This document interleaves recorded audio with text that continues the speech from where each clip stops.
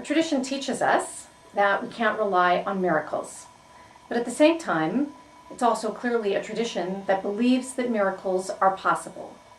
We see an example of this sort of paradox in the story of the children of Israel crossing the Red Sea, which is the Torah portion for this week, and is also the story that features prominently in the springtime holiday of Passover, which celebrates the Exodus from Egypt. So the scene is familiar and quite vivid. We picture the children of Israel standing at the shores of the sea. The waters are in front of them, and Pharaoh's armies are closing in from behind. And so God speaks to Moses and tells Moses that he should tell the people of Israel to go forward, and then he should raise his hand with his rod, with his staff, and then part the sea. So when we think about the verse carefully, we realize that in actual fact the verse seems to be backwards.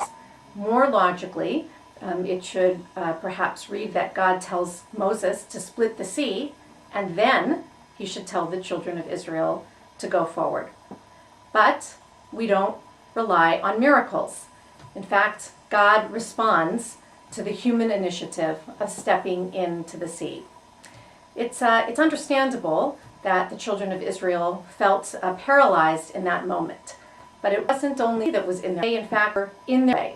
Their fear, lack of faith, their uncertainty, all of these things made it hard for them to move forward until, according to rabbinic tradition, there was one brave person that stepped into the sea, and that, in fact, is what led God to part the sea so that all the children of Israel could go through. And this particular verse, this particular story, teaches us that God's involvement in our lives isn't simply compensation for human passivity, but is in fact a response to human initiative.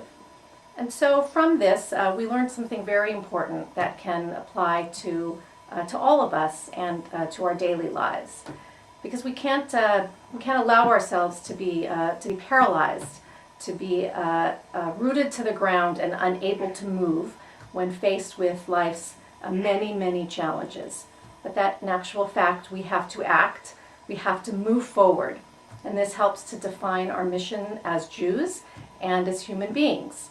It's up to us. God wants us to move forward in the work of healing the sick and feeding the hungry and building community and doing our part to ensure a bright Jewish future. And it's when we take that initiative, it's when we use our hands and our hearts and our minds to do these things, that we are most likely to feel the presence of God in our midst, guiding and supporting us. That is our sacred responsibility and our sacred opportunity to help doing God's work in the world.